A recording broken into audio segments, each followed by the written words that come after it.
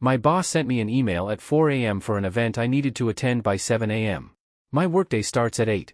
Now she wants to meet with me tomorrow. My boss is notorious for never reading an email. Over the past year, she has sent me multiple emails asking questions, when the answers could be found in the email she was already responding to. This all came to a head with a conference. She asked me if I wanted to attend a conference and I responded yes.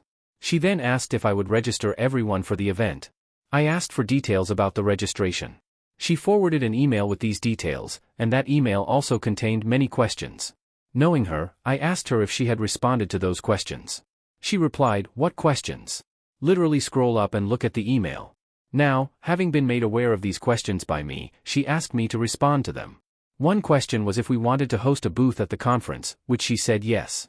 I responded with answers and checked it off my list. She received an email late March stating they hadn't received our registration yet and that they needed it by April 1st. She forwarded me this communication April 2nd and asked me to handle it. No, I didn't forget. The conference had a tech issue and I cleared it up. But she sent me the email to handle this after it was already late. This was the last communication I received about this conference until 4 a.m. day of the event. I logged on at the start of my workday at 8 a.m. to see 2 emails from her. One, a forward at 4 a.m., dated over a week prior, with details for setup for the booth and how it started at 7 a.m. Mind you, the conference is an hour drive for me. At 6 a.m., another email, asking if I had everything good to go for our booth. When I logged on at 8 a.m., I replied and said due to not receiving this information until this morning, I would not have time to go back to the office and retrieve the booth materials and still arrive at the conference on time.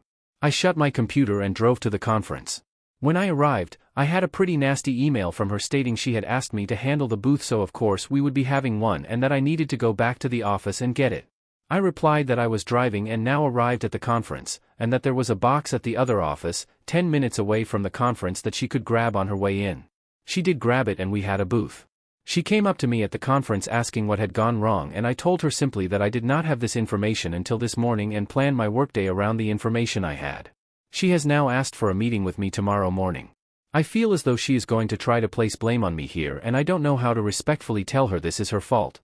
She did not provide me the info, she did not ask me to bring anything, she asked me to respond to an email, which I did. I want to express my frustration in how her lack of reading an email has continuously created more work that either gets trashed because she didn't read the info and now has scrapped the project after the work was completely done, or makes me have to make last-minute stressful adjustments for information she had weeks ago and never sent. But I also can't get fired in this job economy. What do I do when she inevitably places the blame of this on me tomorrow? Edit to add, this is an incredibly small company. 20 to 25 people. We do not have an HR and there is no one above her. Update. To clear some things up for those of you claiming I lack initiative and this was on me, I have started many projects from day one that have been solely on me and my ideas. I've started committees and implemented new marketing that has been wildly successful, simply because I saw the need for it at the org. You also seem to have missed the part where I say I frequently get the go-ahead for projects, but because she didn't read the email fully, after completion of the project she scraps it. I understand that this can look like lack of initiative, but trust me, if you knew all the ins and outs about this organization you would not think that. Many of my coworkers have these same issues with her. It's illogical to blame all of us when the common denominator is her. To those asking why I did not follow up, hindsight is 20/20, and yes, there was more I could do to ensure all ran smoothly, but at the end of the day, that is her job. I already caught many mistakes on this conference alone, like the fact that she didn't even read the questions to begin with. To talk about how jobs require to manage up seems like a way to blame low-level employees for the mistakes of their managers. If you don't have the ability to manage, don't be a manager. Plain and simple. The wording to me was to respond to the questions. After the 4 a.m. email, she claimed she asked me to handle it. Had this been the wording from the beginning, maybe this would have ended differently. Many of you are saying she delegated the entire conference to me, and this was not the case. She asked me to do 2 things which I did. Not to mention, in the past when I have followed up to ensure she has gotten things done, she responds very irritated as if I am implying she cannot do her job. This conference is not the typical place we would host a booth for, so after completing my task, it left my brain. It was also outside of my normal scope of work. I've had many managers who are great at their job and I love being able to take stuff off their plate and make their day easier. I cannot do that with someone who does not communicate and does not manage. To those asking why I didn't call her instead of emailing and leaving, she was in a meeting and I had to leave within 5 minutes to attend the conference on time. To those saying if she's responding to emails at 4 a.m. she must be swamped with work, so give her a break. She frequently boasts about how she works unusual hours. It is normal for me to wake up with many emails from her during that time and not be able to reach her in the afternoon. No, I am not an on-call employee. All in all, with how frequently she doesn't read emails, this was bound to happen one day, so it's frustrating that many of you are blaming me and expecting me to magically know the details of emails I never received. But I do appreciate your perspective. Now to the conversation. It went very well for what it was. I built it up in my head based on previous experiences with her. There still seemed to be some notions of her trying to blame me and saying she had handed this off to me, and so she didn't look at her other emails related to it thinking I had it handled. She said her perspective was that I would be the point of contact. And I told her I didn't feel that expectation was received. I explained that I had done the things she asked and was unaware that the expectation was for me to be a point of contact and therefore did not relay that info to them and never received further communication.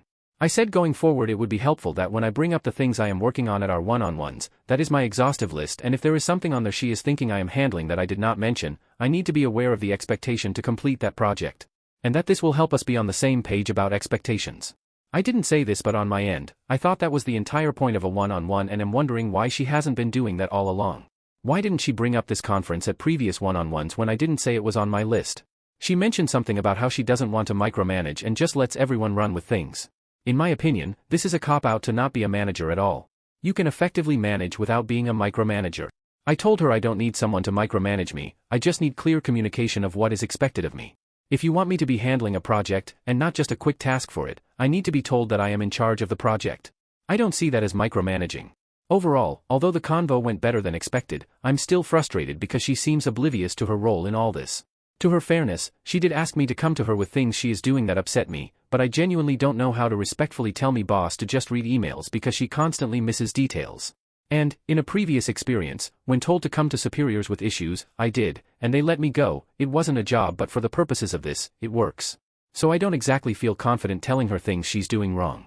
Immediately after my meeting, my coworker told me about issues she was having with her because of the inability to slow down and read an email.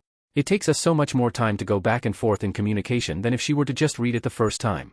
I would have felt a lot better at the end if she had owned up to how she didn't properly communicate with me, because I still feel like she blames me for this on her end. Hopefully things will get better moving forward because this is really the only negative thing about my job. The pay, flexibility, schedule, and healthcare are all fabulous, and I don't want to lose that finding a new job, so I've been toughing it out. I'm trying to have a positive outlook, but these frustrations have been building for so long I'm having a hard time being optimistic. Thank you for everyone who validated my feelings and gave me advice. And thank you to those who provided other perspectives respectfully. I do appreciate seeing the other side when it's not presented in a rude manner.